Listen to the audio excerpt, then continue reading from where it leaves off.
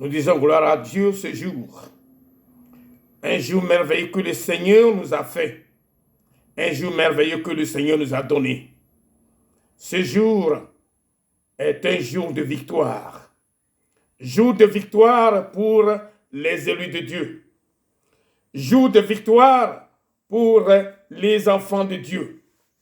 Jour de victoire pour les justes. Ceux qui sont en Jésus-Christ sont des justes. Et ce jour-là, cette journée de dimanche est une journée de bénédiction, une journée de guérison, une journée pleine de bonnes choses pour toi qui m'écoutes en ce moment. Vous qui m'écoutez en ce moment, cette journée est une journée de bienveillance, une journée de paix, une journée de guérison pour vous tous, une journée où le Seigneur agit puissamment dans la vie de ses élus, de ceux qui sont devenus ses brebis. Alors, nous allons prier ce jour. Notre prière doit concerner ce jour sur ce qui se passe dans le monde aujourd'hui. Vous le savez bien, comme je le sais aussi, qu'aujourd'hui, il y a bon nombre de personnes qui égarent les hommes droits dans la mauvaise voie. Alors, je vous dis, n'égarez pas les hommes droits dans les mauvaises voies. Mais vous qui essayez d'égarer les hommes droits à la mauvaise voie, revenez plutôt dans la bonne voie, afin que la paix qui est en Jésus-Christ, la paix qui est dans le Seigneur, soit de votre partage au nom puissant de Jésus-Christ.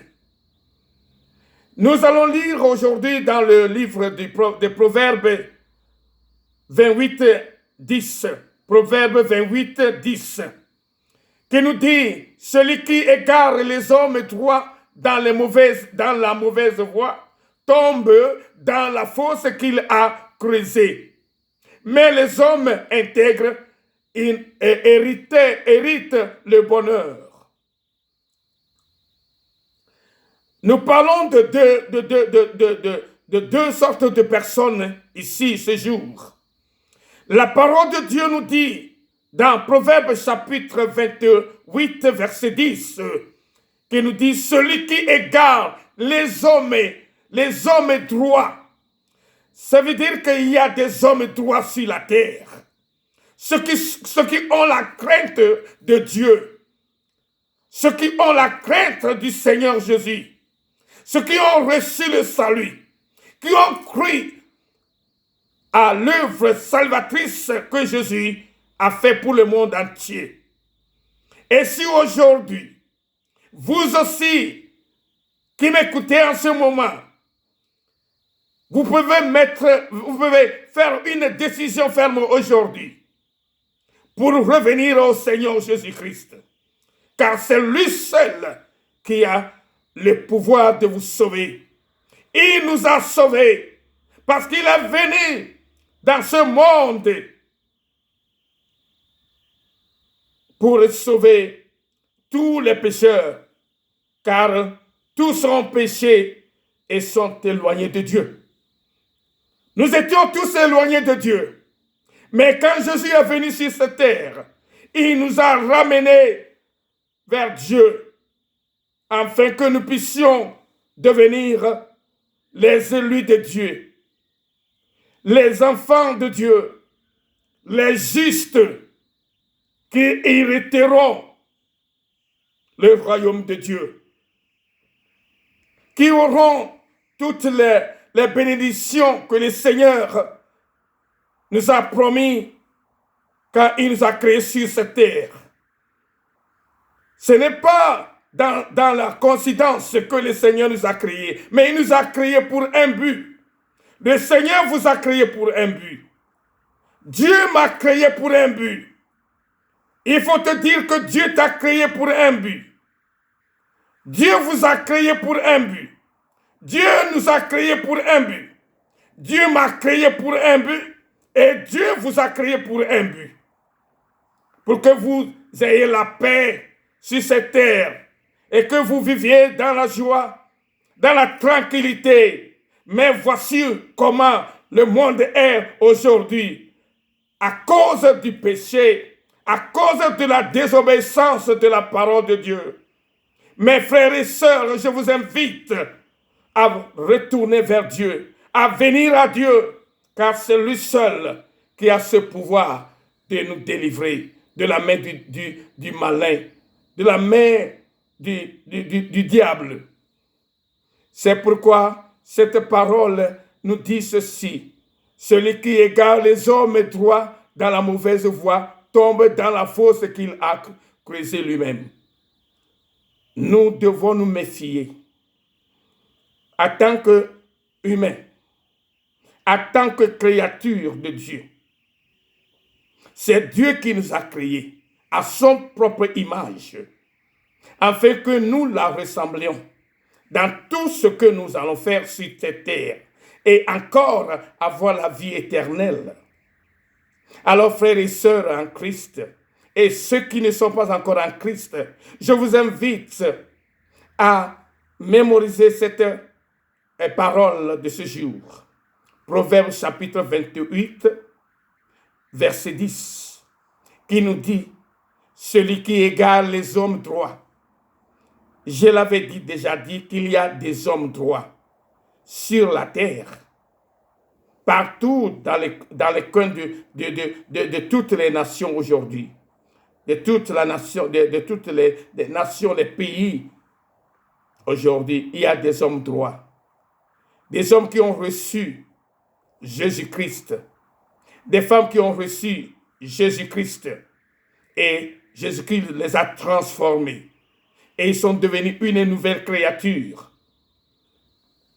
Es-tu une nouvelle créature? Si oui, comment devient-on une nouvelle créature? On devient une nouvelle créature seulement en recevant Jésus-Christ comme Seigneur et Sauveur personnel. Il est venu pour ce but et il l'a achevé, car il mourut à la croix. Et le troisième jour, il est ressuscité d'entre les morts. Il est aujourd'hui à la droite du Père et il intercède pour nous qui sommes ses élus, pour nous qui l'ont accepté, qui l'ont reçu. Et il nous a donné le pouvoir d'être enfants de Dieu. Aujourd'hui même, si vous aussi, qui m'écoutez en ce moment, si vous recevez Jésus-Christ comme votre sauveur personnel, car il est le seul qui est venu pour le sauver, et il nous a sauvés en mourant à cause de nos péchés, à cause de notre désobéissance, et il nous a libérés de tout cela. Alors, vous avez la paix avec Christ quand vous revenez à lui. Et ses bras sont ouverts pour tout et chacun de nous. Et il va vous recevoir pour vous donner le pouvoir pour que vous puissiez devenir des enfants de Dieu. Qu'est-ce que je disais? Celui qui égare, il faut faire beaucoup attention de ne jamais essayer d'égarer une personne qui est droite ou une personne qui est juste. Ne le sais pas. Ne le fais pas, car c'est un danger que tu cours. Car la parole de Dieu, c'est la parole de Dieu. Celui qui égare les hommes droits dans la mauvaise voie tombe dans la fosse qu'il a creusée lui-même. Quand tu essaieras, ou tu imagineras de faire cela, mon frère, ma sœur, je t'en prie, il faut demander à Dieu de t'aider et renier ce chemin qui va tenir. Alors, écoute bien cette parole-là. Celui qui, je répète again, encore, I repeat again, je répète encore. Celui qui égare les hommes droits dans la mauvaise voie. Aujourd'hui, beaucoup de personnes dans le monde, dans nos sociétés, essaient d'égarer les justes dans la mauvaise voie. Ils les trompent avec de l'argent. Ils trompent les filles, les jeunes filles. Tant bien même qu'ils sont déjà mariés. Mais ils influencent les jeunes filles en les donnant de l'argent. Et se couchent avec eux. Faisant de mauvaises choses avec eux. Mais pourtant, des innocentes filles, à cause de l'argent, à cause de money, because of money, ils égarent ceux-là qui connaissent Dieu. Car le Seigneur est très, il met le point sur ça. Il met le point sur ça pour tous ceux qui font cela. Celui qui égare, si tu égares un homme, une femme, droite, dans la mauvaise voie, vous-même ou toi-même, tu tomberas dans la fosse que tu as creusée. Car les hommes intègres héritent le bonheur. Il faut être intègre. Il faut être fidèle à Dieu.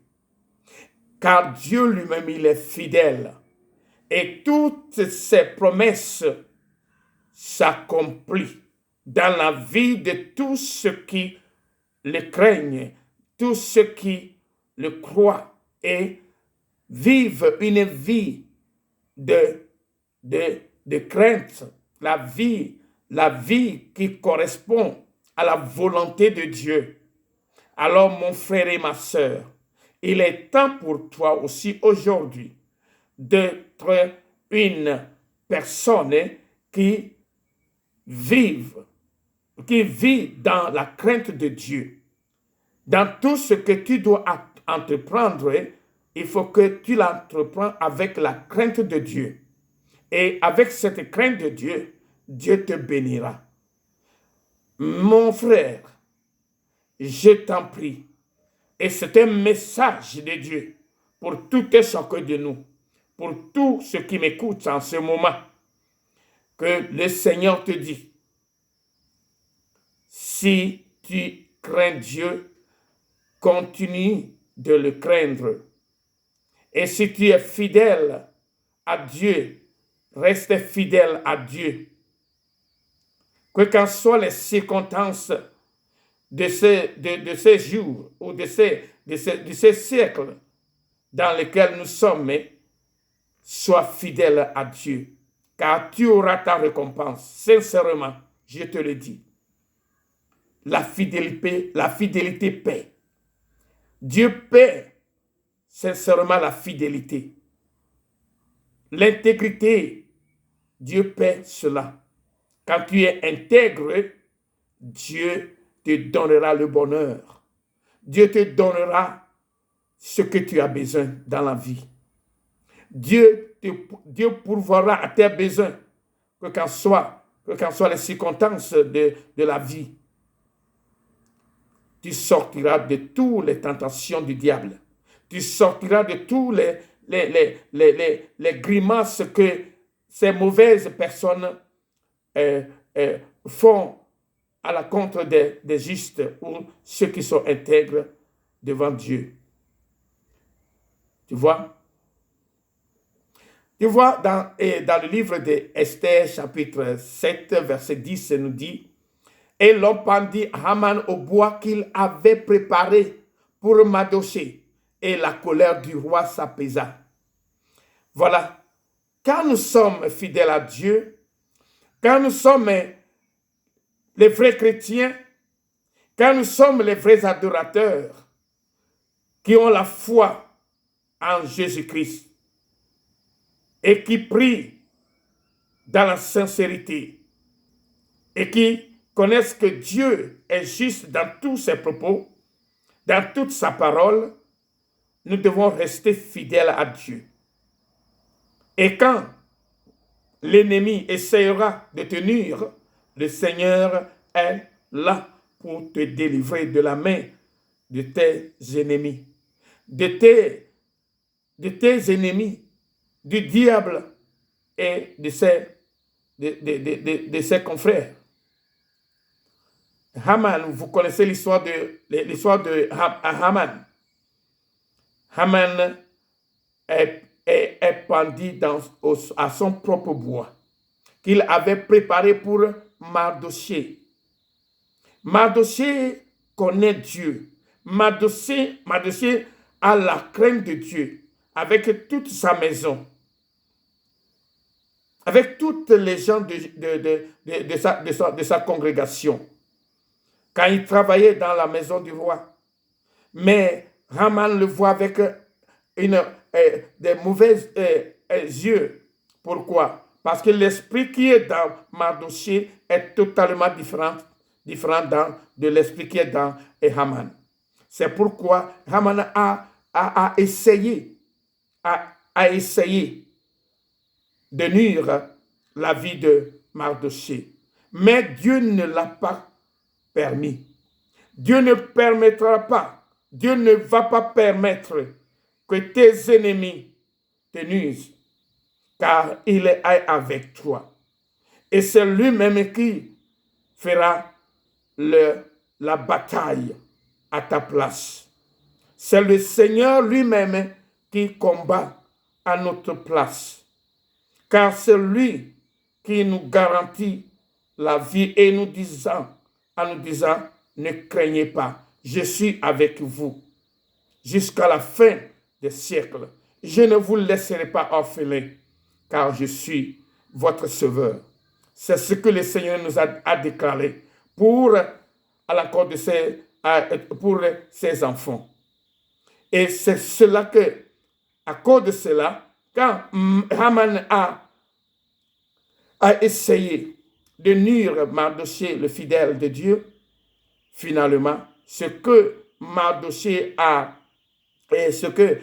Haman a comploté est retourné contre lui-même. C'est pourquoi la Bible dit dans Proverbes chapitre 28, 10, dit « Celui qui égare les hommes est droit dans la mauvaise voie, tombe dans la fosse qu'il lui-même a creusée. » La fosse que la mauvaise personne a creusée. La fosse que la mauvaise personne a creusée pour le juste, c'est lui-même qui tombera dans cette fosse-là. Et c'est ce qui est arrivé dans la vie de Haman.